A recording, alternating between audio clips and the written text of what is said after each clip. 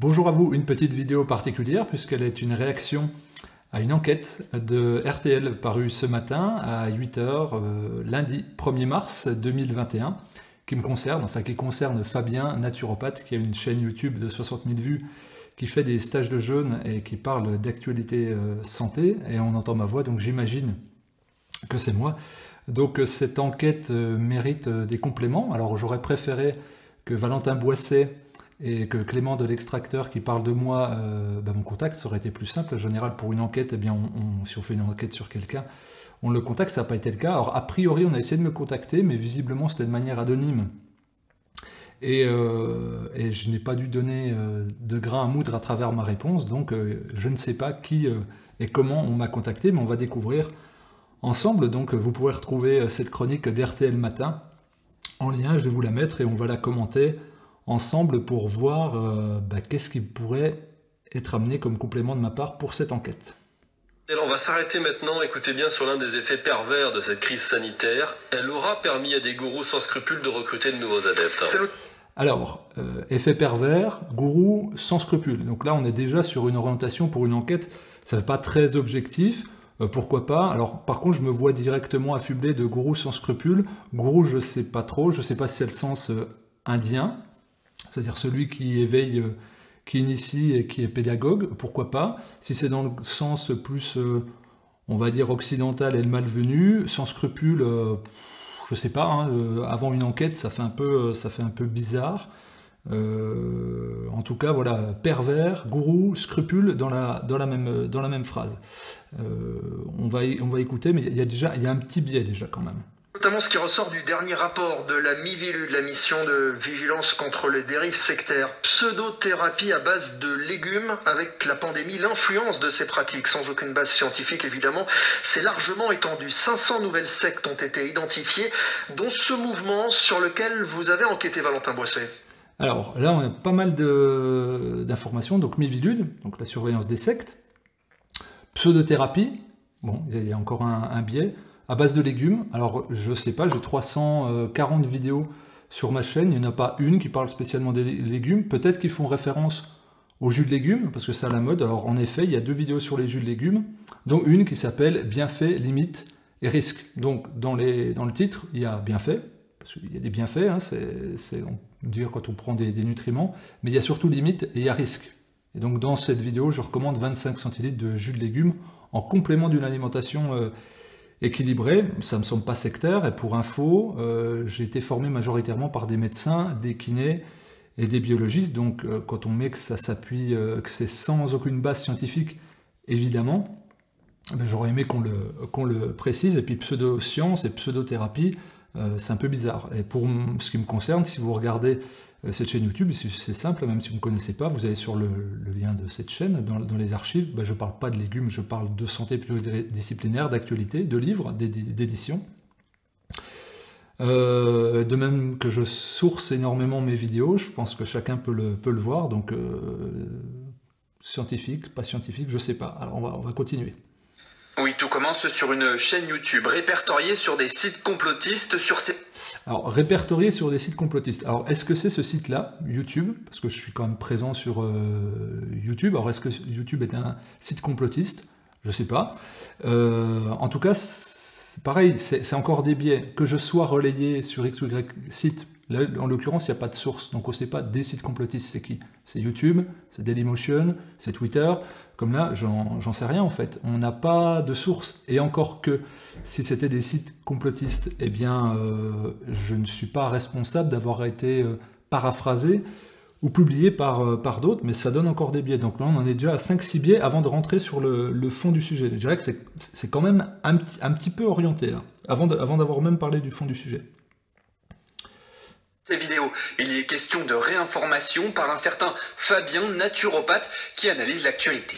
Alors, un certain Fabien, naturopathe. Pourquoi pas dire Fabien Moine? Je m'appelle Fabien Moine, donc j'ai pas de problème à ce qu'on me nomme, donc il n'y a pas de souci. Si on veut, pourquoi dire Fabien naturopathe? Quel est l'intérêt de faire une enquête sur quelqu'un qu'on ne nomme pas? Je m'appelle Fabien Moine, et moyenneux, et il n'y a pas de souci. Et d'ailleurs, je ne suis pas naturopathe. Je suis naturopathe hygiéniste, enseignant en naturopathie. J'ai enseigné pendant plus de 4 ans dans une école de naturopathie. Je suis surtout éditeur, j'édite des livres tous les mois. Et je suis réalisateur. J'ai réalisé le seul film en France sur le sujet du jeûne, dans lequel interviennent 4 médecins, le doyen de la faculté de médecine de Nice, qui est chirurgien bariatrique, une pharmacologue chercheuse, un biologiste, et j'ai fait des témoignants de gens de tous horizons. Et surtout, c'est 60 heures de tournage, 1h30, une projection en salle avec des débats. Donc pour une dérive sectaire, c'est pas trop la démarche. En l'occurrence, on essaie plutôt de se cacher. Moi, je m'expose librement avec mes livres, qu'on trouve en librairie, partout, et mon film qu'on trouve en salle, qu'on trouve en VOD. Donc peut-être que ça aurait été intéressant de parler de ce travail-là.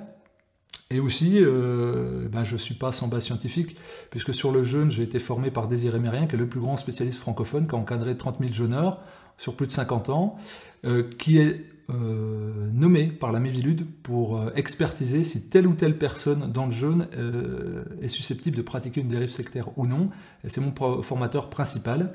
Il a encadré 30 000 personnes et il est professeur de biologie.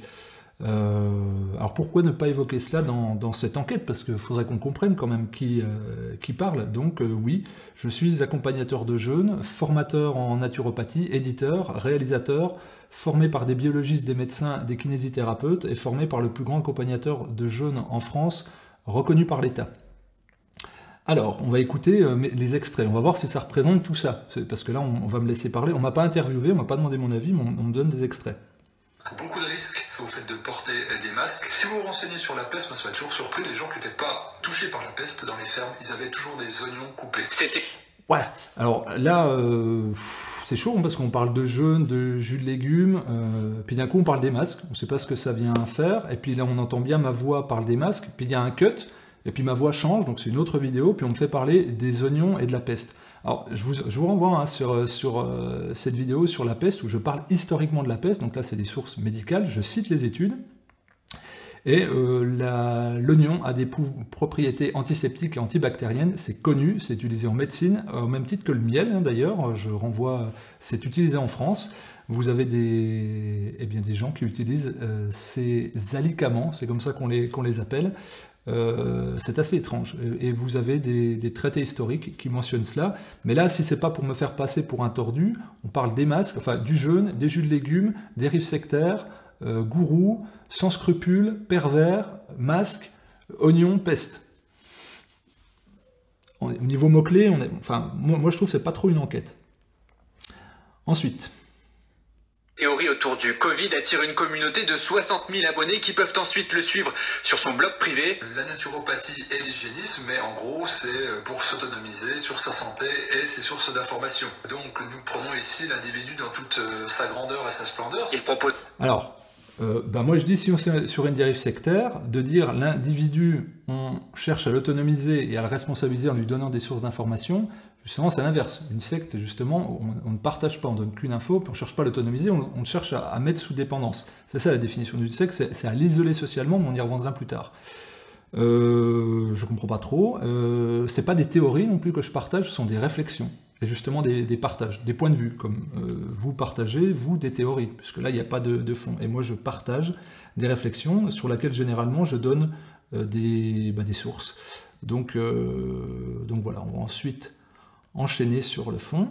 Ensuite, des stages de jeûne, je me fais passer pour un participant, 860 € la semaine, à la campagne, sans repas, il faut...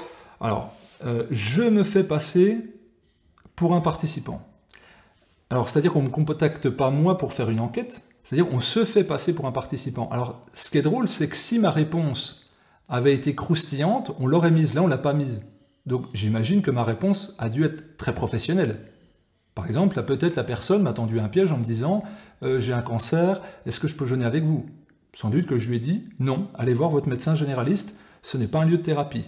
D'ailleurs, si vous regardez cette chaîne YouTube, j'ai des vidéos qui s'intitulent « Le jeûne n'est pas une thérapie ». Limite et danger du jeûne. Vous avez tout cela. Donc ça, c'est différent d'une secte qui ne fait que de manière unilatérale. Et moi, je suis plutôt connu dans le milieu du jeûne. Il y en a même qui vont dire que je suis un pisse-froid, que je suis un trouillard, que je suis quelqu'un qui joue double jeu. Non, je suis quelqu'un de plutôt cartésien, pragmatique, qui essaye d'avoir les pieds sur terre et qui dissocie l'idéologie de l'emporte-moi, qui essaye de se baser sur des faits. Alors je précise aussi, parce qu'on parlait stage de jeûne, sur RTL, qui est exact, il y a marqué stade de jeûne sur la version texte. Et puis c'est pas 860 € la semaine, c'est 840. Voilà. Et à la campagne sans repas. Ah oui, alors 860 €, le stage de jeûne ne sort pas. Bah oui, parce que quand on jeûne, on se prive volontairement de nourriture. Donc on va pas inclure la... Enfin bref.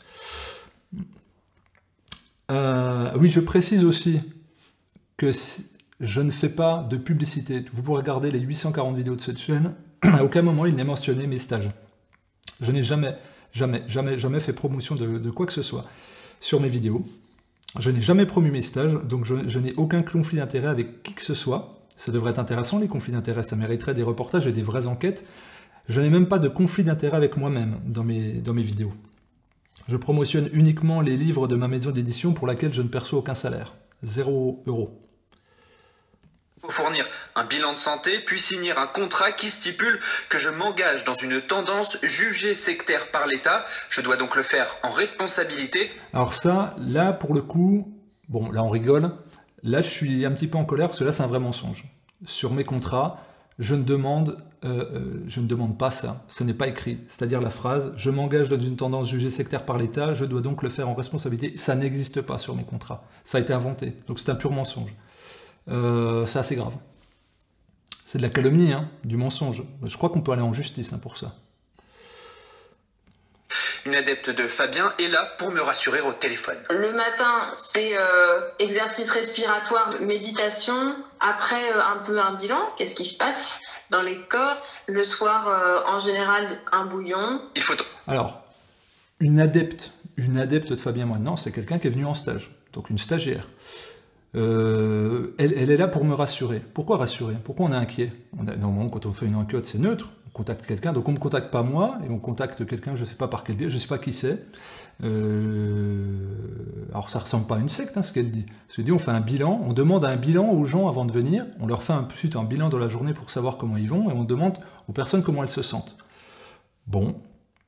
Ensuite, cotiser à une association, première étape vers un isolement social selon Clément. Il est membre du collectif L'Extracteur qui dénonce ces pratiques. Alors, oui, en général, quand on participe à un événement, comme un stage, comme à une formation, comme n'importe quoi, un événement sportif, il faut un cadre juridique et légal.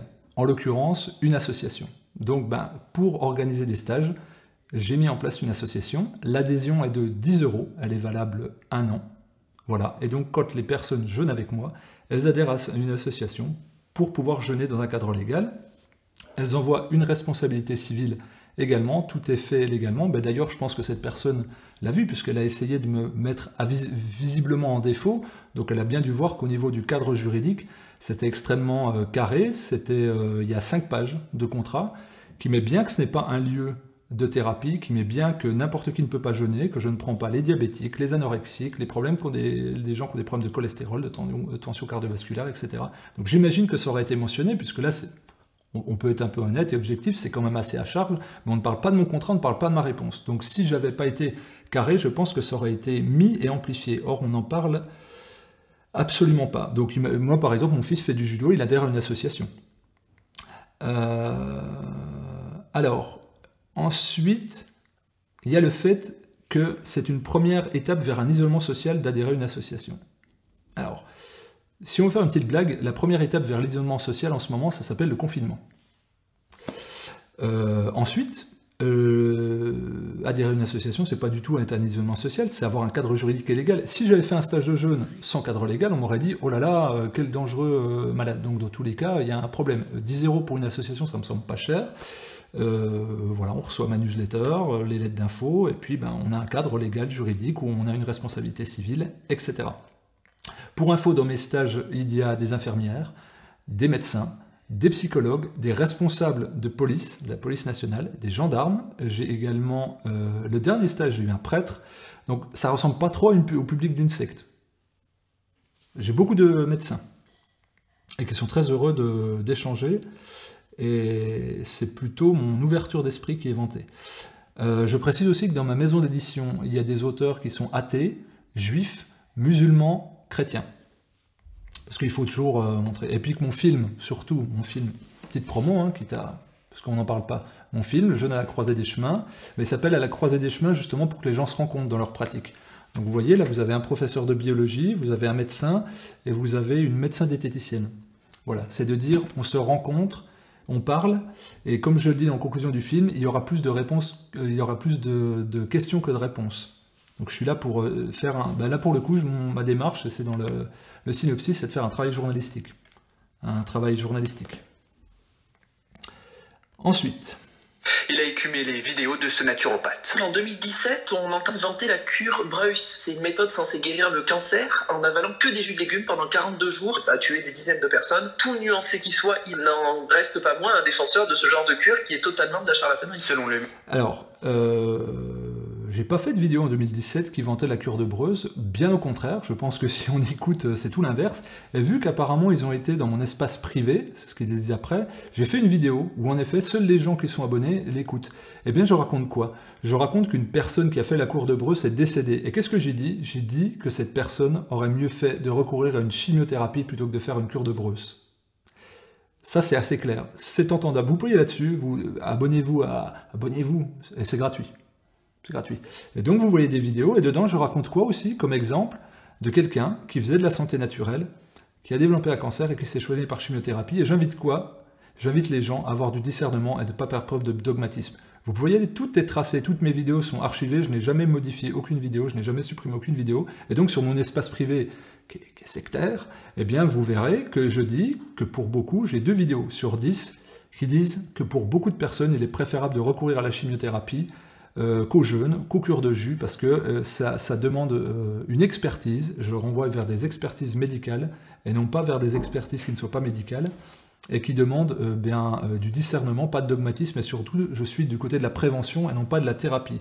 C'est dommage que ça ne soit pas précisé, parce que c'est un discours en effet qu'on n'entend pas souvent. Je pense que les 60 000 personnes qui me suivent justement parce que je suis quelqu'un d'ouvert, de non dogmatique, et donc je n'ai jamais défendu la cure de Breuse, bien au contraire. Si ça avait été honnête, je pense que des personnes qui parlent du jeûne en France, je suis le seul à en pointer les limites, les dangers et les dérives possibles. Alors, qu'est-ce qu'il raconte ensuite? Ministère de l'Intérieur, 40% des signalements sectaires concerneraient des questions de santé ou de bien-être. Voilà, bon, la chronique est finie. Bon, alors... On va faire court, là, pour une enquête, je trouve que c'est étrange de ne pas contacter la personne concernée, c'est-à-dire on fait une enquête sur Fabien le naturopathe, on contacte Fabien le naturopathe pour savoir qui il est, on ne le contacte pas en sous-marin de manière anonyme en lui tendant un piège, d'ailleurs qui n'a pas marché, hein, si on n'a pas donné la réponse, ça aurait été honnête de donner ma réponse, parce que j'ai dû répondre. Je trouve ça bizarre comme procédé, là on voit qu'il y a beaucoup d'erreurs quand même, donc voilà, je pense que c'est vraiment à charge, c'est pas très journalistique. Moi je pense que je me vante d'avoir une démarche journalistique, je ne suis pas journaliste mais j'ai une démarche journalistique, donc voilà, j'invite Clément Boisset, qui a fait Sciences Politiques, et puis donc Valentin Boisset, Clément de l'Extracteur, et je vous invite à me contacter, je serai ravi d'échanger avec vous en live sur quelques supports que vous voulez, on fait une interview. Et puis je vous explique mon parcours, je vous explique par qui j'ai été formé, ce que je fais, pourquoi je le fais. Je peux même vous dire combien je gagne, je suis transparent, j'ai aucun souci avec ça. D'ailleurs, si vous regardez, il y a même les pourcentages que je donne aux auteurs sur ma maison d'édition, je suis extrêmement transparent là-dessus. Je pense qu'au niveau des conflits d'intérêts, même avec les milieux de la santé naturelle, je n'en ai pas. Si on regarde bien, même mon film n'a pas été promu par le milieu du jeûne, donc ça démontre aussi peut-être quelque chose de ma part. J'ai encadré plus de 1000 jeûneurs, et j'invite les jeûneurs que j'ai accompagnés, voilà, si j'ai eu des comportements déviants, je vous invite à le mettre en bas de cette vidéo. D'ailleurs, vous remarquerez que sous ces vidéos, je ne supprime pas les commentaires, sauf ceux qui sont insultants ou qui sont discriminants pour les personnes qui commentent. Donc voilà, j'invite toutes les personnes qui ont pu me côtoyer en consultation individuelle, parce que j'en ai fait plus de 5000, et en stage de jeûne, si j'ai eu des comportements qui relèveraient de la dérive sectaire, à publier, je suis transparent. Et ça, je crois que c'est tout l'inverse d'une secte. Et je précise, je finis en disant que je suis extrêmement fier de faire tout ce que je fais depuis 10 ans, c'est-à-dire les vidéos, les conférences, un peu partout dans le monde, les gens avec qui je collabore, le film que j'ai fait, les livres que j'édite, les auteurs que je côtoie. Voilà, et je continuerai joyeusement. À très vite.